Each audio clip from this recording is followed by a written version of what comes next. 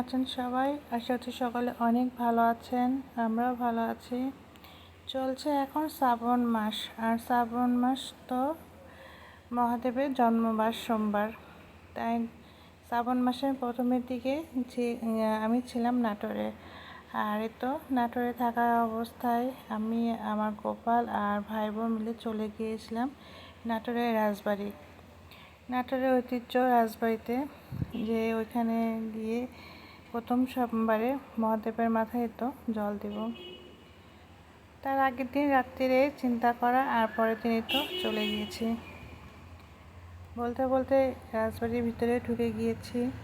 এই তো দুই পাশে অনেক সুন্দর করে এখন বাউন্ডারি দিয়েছে। দিন যত যাচ্ছে তত মনে হয় রাজবাড়ির কাজ উন্নত হচ্ছে।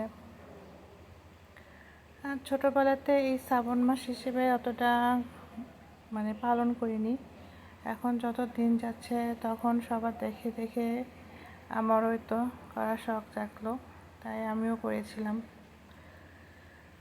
যাক, তো তারপর রাজবাড়িতে ঢুকতেই কিছুটা হেঁটে এসে হাতের বাম পাশে মন্দিরটা আগে তেমন একটা সংস্কার ছিল না, কিন্তু এখন যত দিন যাচ্ছে এখন অনেক সুন্দর করে মন্দিরটা নতুন করে গড়ে তুলছে।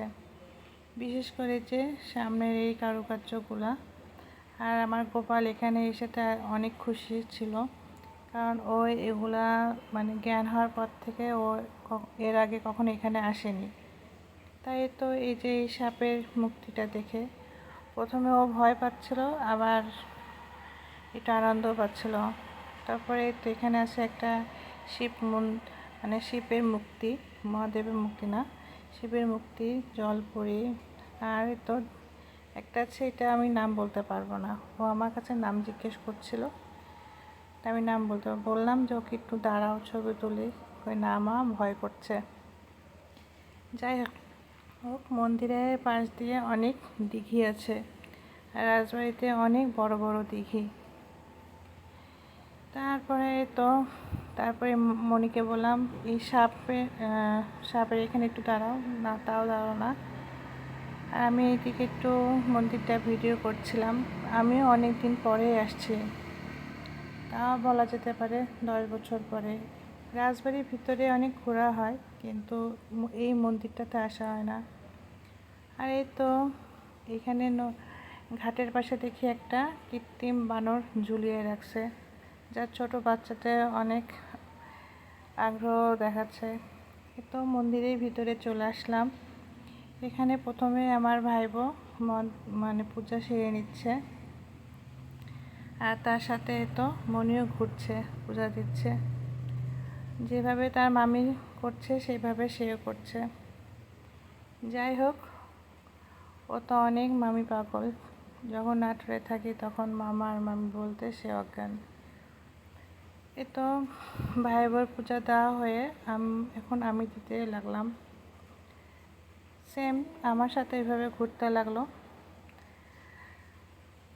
চলেন পূজাটা দিয়ে নিই, তারপর আপনাদের সাথে আবার একটু কথা বলবো। আর এখানে শ্রাবণ মাসে দেখি শুধু আমরাই না, এখানে অনেকেই আসছে। আর শ্রাবণ মাস উপলক্ষে মন্দির থেকে প্রতি সোমবারে প্রসাদ খাবার ব্যবস্থাও করা হয়েছে। এর আগে আমরা কখনো এখানে আসিনি, তাই অতটা জানতামও না। তো পূজা দেওয়ার সময় মন্দিরের পুরোহিত আমাদেরকে বললো, মা তোমরা যাওয়ার সময় প্রসাদ খেয়ে যাও। আমরা গিয়েছিলামও অবশ্য একদম ভর দুপুরবেলা। যেতে যেতে আমাদের 1টা-1:30 বেজে গিয়েছিল।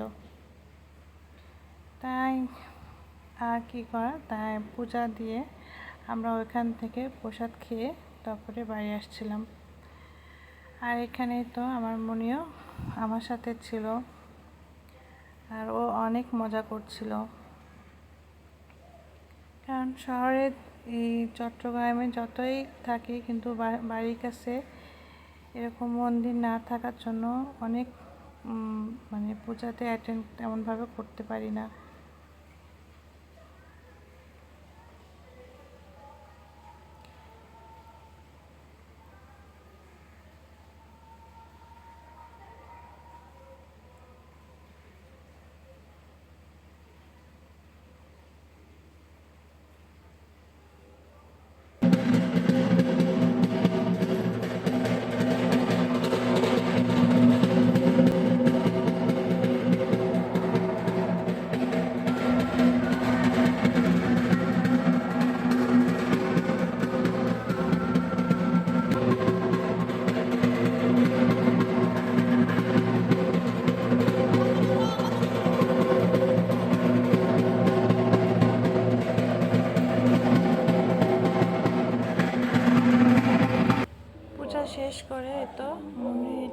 আরতি করছিল ঠাকুরকে, তখন মন্দিরে পুরোহিত আমার গোপাল সোনাটাকে তো আশীর্বাদ করে দিল, সে যেন অনেক বড় হয়, অনেক বুদ্ধিমতী হয়, ভালো করে পড়াশোনা করে।